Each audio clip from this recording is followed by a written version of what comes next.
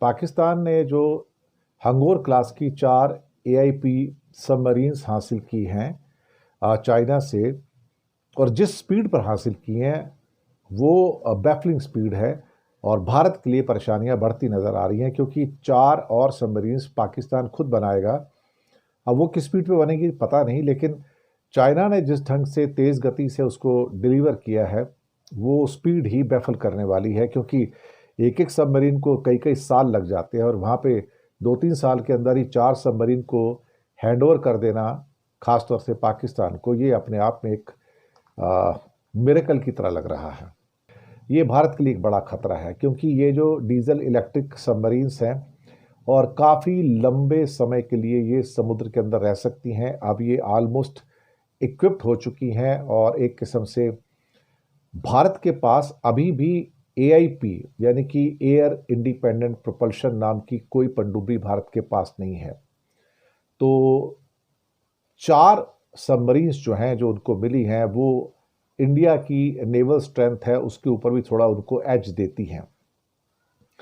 इन पनडुब्बियों को थोड़ा डिटेक्ट करना भी इंडियन नेवी के लिए एक टेढ़ी खीर है, और ये ज़्यादा गहराई तक जाके ज़्यादा लंबे समय तक ये समुद्र में रह के काम कर सकती हैं। हमारी जो सबमरीन्स हैं उसमें जो 2 लीज्ड हमारे पास न्यूक्लियर सबमरीन्स हैं उसको छोड़ के, तो ये हमारी जो सबमरीन्स हैं उनको बार बार बाहर आना पड़ता है, ताकि वो ख़ास तौर से उनके जो भी टेक्निकलिटीज़ हैं उसके वजह से, मुझे इतना टेक्निकलिटी नहीं पता है, लेकिन ये जो ख़ास तौर से एआईपी प्रोपल्शन की जो सारी की सारी सबमरीन्स हैं, ये लंबे समय तक नीचे पानी के अंदर रह सकती हैं। और नॉर्मल जो डीजल इंजन की तुलना में इनका शोर बहुत कम होता है, और ये क्या कहते हैं कि ट्रैक करना इनको मुश्किल हो जाता है। अभी 4 जो इनको पनडुब्बियां मिली हैं, इनकी जो लॉन्च डेट थी 26 अप्रैल 2024, 15 मार्च 2025, 15 अगस्त 2025 और 17 दिसंबर 2025। तो एक किस्म से कहा जाए तो 3 पनडुब्बियां तो इनको 2025 में और एक जो 2024 में मिली। अब 4 तो इनके पास है, 4 ये और यहाँ पर अपने वहाँ पर पाकिस्तान के अंदर ये लोग बनाने जा रहे हैं। हम पहले भी इसके बारे में कुछ खबरें दी जा रही हैं। 2022 और 2028 के बीच में 8 जो पूरी की पूरी जो हैं पनडुब्बियां जो हैं, इनको जिसको सबमरीन्स कहते हैं, वो डिलीवर की जानी थी। अभी तक 4 की डिलीवरी हुई है, बाकी 4 जो हैं वो कराची में शायद बनेंगी। तो अभी 2 साल बाकी हैं, उसके अंदर ये इनके सारे जो एक किस्म से कहा जाए जो कलपुर्जे वगैरह हैं, सब कुछ तो चाइना से आएंगे, और असेंबलिंग जो इसकी होगी वो सारी की सारी जो पाकिस्तान के अंदर होगी, ऐसा बताया जा रहा है। और इसके अंदर P8I पोसाइडन जो एक किस्म से एंटी शिप मिसाइल्स भी हैं, मैग्नेटिक एनोमली डिटेक्शन सिस्टम्स हैं, और भी काफ़ी चीज़ें हैं। तो इंडिया के पास एआईपी क्लास की एक भी सबमरीन नहीं है। तो भारत के लिए चिंता की घड़ियां और फिक्रमंद होने की भी जरूरत है। साथियों, युद्ध हमेशा आसमान में नहीं लड़ा जाता।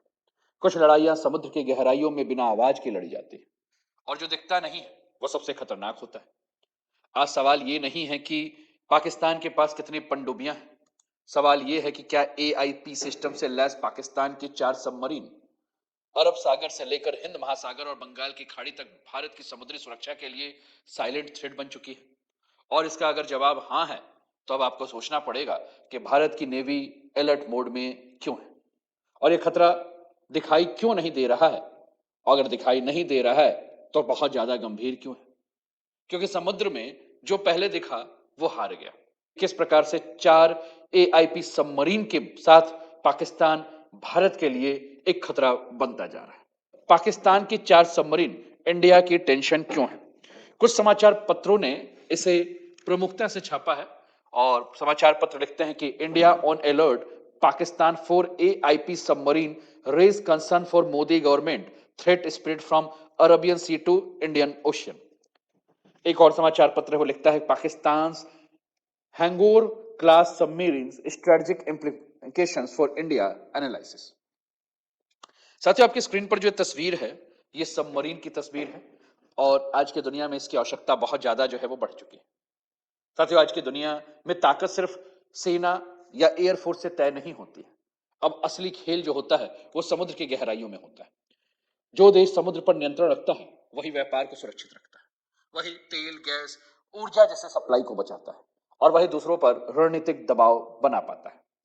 भारत के लिए समुद्र बहुत ही ज्यादा आवश्यक है क्योंकि भारत की भौगोलिक स्थिति इतनी खास है कि भारत तीन तरफ से समुद्र से घिरा हुआ है। इसलिए भारत का ज्यादातर काम समुद्र के रास्ते से होता है। भारत की समुद्री सुरक्षा बहुत ज्यादा अहम हो जाती है इसी वजह से। साथियों, भारत का 90% से ज्यादा व्यापार और लगभग 85% तेल गैस सब कुछ समुद्र के रास्ते से आता है। खासतौर पे अरब सागर की बात करें, हिंद महासागर की बात करें, तो ये रास्ता अगर खतरनाक हुआ, अगर इस रास्ते में किसी भी प्रकार से भारत के लिए खतरा उत्पन्न हुआ, तो भारत में सामान महंगे हो जाएंगे, तेल की कमी हो सकती है, देश की अर्थव्यवस्था पर सीधा असर पड़ेगा। ये कुछ पनडुब्बियां हैं जिसकी तस्वीर है। पनडुब्बियां जो हैं वो जमीन के अंदर से करती हैं और हम लोग आज जो चर्चा करेंगे पाकिस्तान के एआईपी सबमरीन के बारे में, हम चर्चा ये भी करेंगे कि एआईपी सबमरीन आम सबमरीन से किस प्रकार से अलग है। एक नई समस्या उभर कर आ रही है, वो ये आ रही है कि पाकिस्तान की नेवी तेजी से अपग्रेड हो रही है। पिछले कुछ सालों में पाकिस्तान ने अपनी नेवल स्ट्रेटजी बदली है। पाकिस्तान बड़े जहाजों पर कम काम कर रहा है। पाकिस्तान सबमरीन यानी कि पनडुब्बियों पर ज्यादा ध्यान दे रहा है क्योंकि पनडुब्बियां दिखाई नहीं देती लेकिन समुद्र के अंदर से हमला कर सकती हैं और बहुत बड़ा नुकसान पहुंचा सकती हैं। और पाकिस्तान ये सब अकेले नहीं कर रहा साथी, इसके पीछे चीन का सहयोग मिल रहा है। चीन पाकिस्तान को आधुनिक पनडुब्बियां दे रहा है और एआईपी तकनीक दे रहा है। ग्वादर जैसे बंदरगाहों को रणनीतिक तरीके से इस्तेमाल कर रहा है। और इससे अगर हम बात करें तो इससे कहीं ना कहीं स्थिति हमें क्या देखने को मिल जाती है कि ये चाइना पाकिस्तान मैरीटाइम पार्टनरशिप जो हो रहा है, इससे चीन अपने बड़े समुद्री सपने को जो है देख रहा है और पाकिस्तान के माध्यम से भारत को घेरने की रणनीति बना रहा है। साथियों, समुद्र में जो ताकतवर होगा, जो शोर नहीं करेगा, वही खामोशी से समुद्र की पूरी रणनीति को बदलेगा। जैसा कि हमने कहा कि पनडुब्बियां ना दिखती हैं, ना आवाज करती हैं, लेकिन पूरा का पूरा खेल बदल देती है। और पाकिस्तान की जो एआईपी पनडुब्बियां हैं, इसी चुपचाप खतरे का उदाहरण है।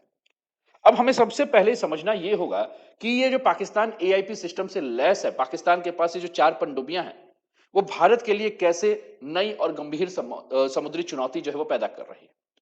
साथियों, आपकी स्क्रीन पर ये जो तस्वीर दिख रहा है, इस तस्वीर के माध्यम से हम समझेंगे एआईपी तकनीक को। लेकिन पाकिस्तान ने हाल के वर्षों में चीन से 4 नई इसी प्रकार की आधुनिक पनडुब्बियां खरीदी जिसका नाम हैंगुओर क्लास सबमरीन है। यानी कि 2024 और 2025 पाकिस्तान की नेवी को 4 नई स्टेल्थ पनडुब्बियां जो है मिल रही। और इन पनडुब्बियों की सबसे खास बात यह है कि ये एआईपी सिस्टम यानी कि एयर इंडिपेंडेंट propulsion सिस्टम से चल रहा है। अब आपके दिमाग में होगा कि ये एआईपी सिस्टम काम कैसे करता है।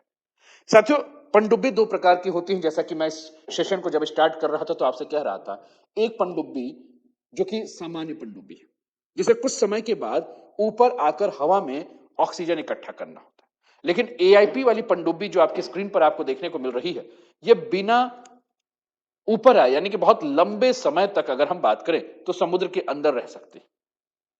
मतलब ज्यादा समय तक ये छुपी रह सकती है।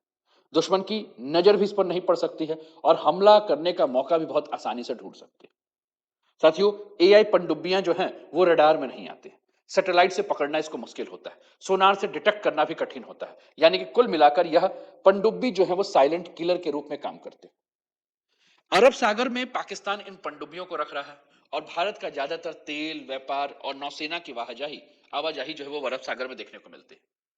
यानी कि अरब सागर के क्षेत्र में दुश्मन की स्टिल्थ पनडुब्बी अगर मौजूद है तो भारत के लिए व्यापार, एनर्जी सप्लाई, नेवल मूवमेंट सब जो है वो खतरे में आ सकता है।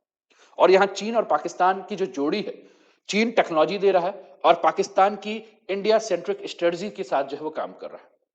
चीन साथियों इंडो पैसिफिक क्षेत्र में अपना दबाव बनाना चाहता है और पाकिस्तान भारत को घेरने की कोशिश कर रहा है। और यही चाइना और पाकिस्तान की अंडर सी नेक्सस है भारत के खिलाफ। हमने कहा कि ये पनडुब्बियां एक अलग तरीके से काम करती हैं। ये पनडुब्बियां हफ्तों तक बिना ऊपर आए समुद्र के अंदर रह सकती हैं। ये पनडुब्बियां बहुत कम शोर करती हैं। इंजन इसका बहुत शांत होता है, आवाज ना के बराबर होता है, सोनार को आवाज पकड़ने में काफी मुश्किल होता है। इसलिए हमने कहा कि ये साइलेंट किलर है। इसलिए इसके बारे में कोई भी जानकारी ये नहीं पता हो पाता है दुश्मन को कि कब या कहां है, पनडुब्बी की एग्जैक्ट लोकेशन कहां है। साथियों, पाकिस्तान भारत से 4 कदम आगे कैसे है? पाकिस्तान के पास एआई सिस्टम से लैस जो 4 पनडुब्बियां हैं जो कि ऑपरेशनल है और भारत अभी भी अपनी पहली एआईपी इक्विप्ड कन्वेंशनल सबमरीन का इंतजार कर रहा है। यानी कि पाकिस्तान नेवी 4 सबमरीन के साथ एआईपी टेक्नोलॉजी के साथ आगे है और भारत के पास अभी 0 है। और इसी वजह से कहा जा रहा है कि एआईपी तकनीक के मामले में पाकिस्तान फिलहाल भारत से 4 कदम आगे दिख रहा है। आप अपनी स्क्रीन पर तस्वीर देखिए, इसमें आपको ऑक्सीजन टैंक दिख रहा है ना? फ्यूल सेल है, इलेक्ट्रिक मोटर है, बैटरी है ना? नो नीड टू सरफेस, इसको यहां आने की आवश्यकता नहीं है और ये अंडर वाटर कई सप्ताह तक जो है वो रह सकता है। जैसा कि हमने कहा कि भारत के लिए ये पूरा का पूरा जो एरिया है, चाहे वो अरब सागर की बात करें, चाहे हिंद महासागर की बात करें, चाहे बंगाल की खाड़ी की बात करें, अगर पाकिस्तान इधर मौजूद रह रहा है तो इसकी स्थिति जो है वो क्या हो सकती है, भारत के लिए बहुत ज्यादा तनाव हो सकता है। अब जैसा कि हम बात कर रहे हैं, तो हमने कहा कि अरब सागर से हिंद महासागर तक इससे भारत को खतरा हो सकता है। पहले एआईपी पनडुब्बी को बिल्कुल हमने साफ शब्दों में हम समझे, हमने समझा कि ये हफ्तों तक जो है वो पानी के अंदर रह सकती है, इसे बाहर आकर हवा में सांस लेने की जरूरत नहीं है और ये कहीं भी सरप्राइज जो है वो हमला कर सकती है। अब हमें समझना है कि इससे पाकिस्तान को क्या रणनीतिक फायदा मिल सकता है और अरब सागर में क्यों खतरा है। जैसे कि हमने कहा साथियों कि अरब सागर भारत के लिए सबसे संवेदनशील इलाका है, क्योंकि भारत का मैक्सिमम व्यापार, भारत का तेल और गैस इसी रास्ते से आता है और भारतीय नौसेना के बड़े बेस भी हमें अरब सागर में देखने को मिलते हैं। अगर पाकिस्तान किसी भी प्रकार से यहां अपने सबमरीन का उपयोग भारत के खिलाफ करता है तो भारत के व्यापार के जड़ को, एक लिंक को जो है तोड़ सकता है। साथियों, भारत खुद को इंडियन ओशियन का नेट सिक्योरिटी प्रोवाइडर मानता है, लेकिन एआईपी पनडुब्बी बहुत दूर तक जाकर लंबे समय तक छुप कर रह सकती है। इसका मतलब है कि पाकिस्तान पहली बार हिंद महासागर के अंदरूनी इलाकों तक अपनी मौजूदगी को जो है बना सकता है और भारतीय नौसेना के मूवमेंट पर नजर रख सकता है। यानी कि भारत की स्ट्रेटेजिक कंफर्ट जोन में जो है वो पाकिस्तान दखल दे सकता है। साथियों, पाकिस्तान की जो नेवल रीच है वो ज्यादातर अरब सागर तक सीमित थी, लेकिन एआईपी पनडुब्बी की वजह से पाकिस्तान की पनडुब्बियां बिना रुके लंबी दूरी तक यात्रा करेंगे और जरूरत पड़ने पर बंगाल की खाड़ी तक भी पहुंच सकते हैं। पहली बार ऐसा हुआ है साथियों कि पाकिस्तान भारत को पूर्व और पश्चिम दोनों तरीके से नेवल प्रेशर ला सकता है। यानी कि एआईपी पनडुब्बियां पाकिस्तान को लड़ने की ही नहीं बल्कि डर पैदा करने की भी ताकत दे रही है। एआईपी वाली पनडुब्बियों की कमी भारत के पास है और अभी एक वास्तविक चुनौती भारत के लिए बनी हुई है।